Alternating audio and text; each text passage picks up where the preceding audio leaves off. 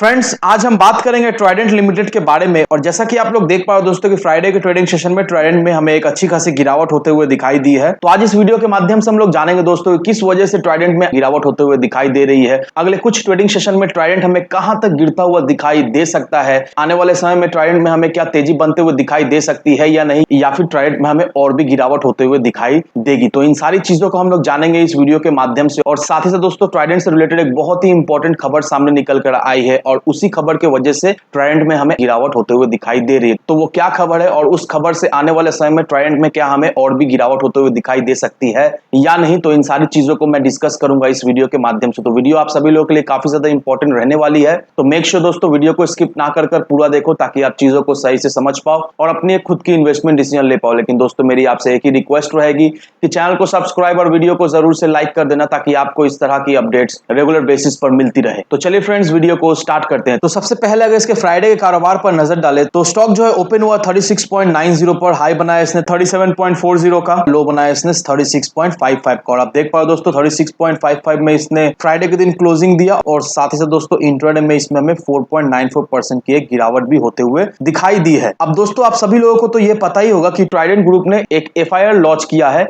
किसके अगेंस्ट में? Chief financial officer के अगेंस्ट में। अब किस वजह से ट्राइडेंट ग्रुप ने chief financial officer that means company के सीएफओ के अगेंस्ट में एफआईआर लॉन्च किया है? क्योंकि ट्राइडेंट ने एक ऑडिट किया था और उस ऑडिट में ट्राइडेंट को यह जानने को मिला कि कंपनी के सीएफओ ने 8 करोड़ रुपीस का जो है वो घोटाला कर दिया है। इस वजह से ट्राइडेंट ग्रुप ने सीएफओ के अगेंस्ट में एफआईआर जो है वो लॉन्च कर दिया। अब जैसे ही खबर ये मार्केट में आया दोस्तों, मार्केट में क्या हुआ?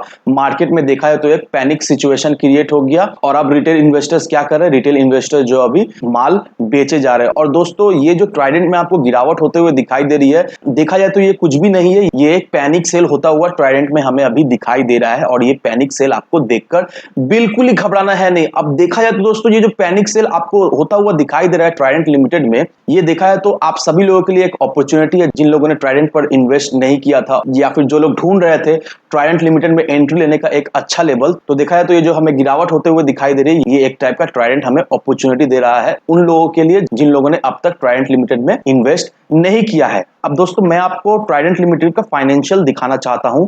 अब यहां पर अगर आप फाइनेंशियल देखोगे दोस्तों तो ट्राइडेंट लिमिटेड का फाइनेंशियल काफी ज्यादा हमें स्ट्रॉन्ग दिखाई दे रहा है। जून का देख लो, सितंबर का देख लो, दिसंबर का देख लो, मार्च का देख लो, ट्राइडेंट लिमिटेड का फाइनेंशियल हमें काफी ज्यादा स्ट्रॉन्ग दिखाई दे रही है। No doubt quarter on quarter इसका रेवेन्यू में हमें थोड़ी सी एक फॉल होता हुआ दिखाई दिया, इसका नेट इनकम में भी हमें थोड़ी मोड़ी फॉल होता हुआ दिखाई दे रहा है। लेकिन इसका मतलब ये नहीं है कि ट्राइडेंट बेकार कंपनी है, बेकार स्टॉक है, नहीं, ऐसा बिल्कुल नहीं दोस्तों। ट्राइडेंट काफी ज्यादा मजबूत स्टॉक है और ट्राइडेंट ने जो भी किया है अपने बलबूते पे किया है और ट्राइडेंट ने ये साबित कर दिया है कि आने वाले समय में हम काफी ज्यादा मजबूत होने वाले हैं और आने वाले समय में हम अपने इन्वेस्टर्स को एक अच्छा खासा मल्टीबैगर रिटर्न भी बनाकर देने में सफल तो जरूर होंगे, क्योंकि इसका फाइनेंशियल हमें यही बताता है। तो नो डाउट दोस्तों ट्राइडेंट लिमिटेड एक बहुत ही अच्छा इन्वेस्ट करने लायक स्टॉक है और अगर आप इस स्टॉक में इन्वेस्ट करते हो दोस्तों तो नो डाउट आपको रिग्रेट नहीं होगा, आपको ट्राइडेंट लिमिटेड से एक अच्छा खासा प्रॉफिट इन फ्यूचर आने वाले समय में जरूर से मिलेगा। क्योंकि फर्स्ट ऑफ ऑल ये जान लो दोस्तों मार्केट बिल्कुल ही स्टेबल नहीं है, मार्केट में काफी ज्यादा गिरावट होते हुए दिखाई दे रही है, मार्केट बिल्कुल ही स्टेबल नहीं है।